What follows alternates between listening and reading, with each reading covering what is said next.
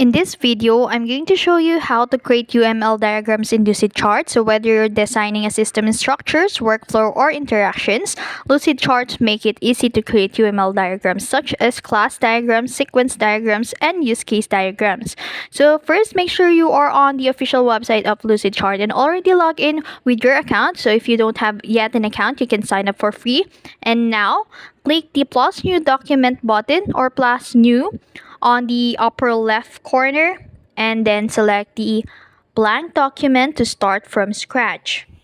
So now on the left panel, you will see here the shapes.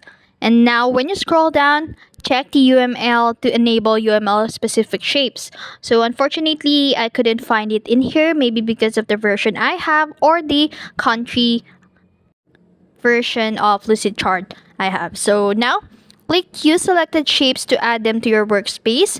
So now to choose the UML diagram type, Lucidchart supports different UML diagrams, including the class diagrams that represent the structure of a system, and a use case diagram that shows user interactions with the system, and a sequence diagram that visualizes interactions over time, and a activity diagram that displays workflows and decisions, and last is the state diagram that represent different states of an object.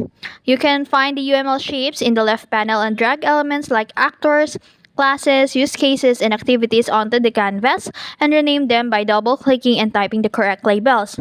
Now to connect elements with relationships, you can use lines arrow to represent connections. And you can also customize and format the diagram. And after that, once you're satisfied, you can click the save or export your UML diagram.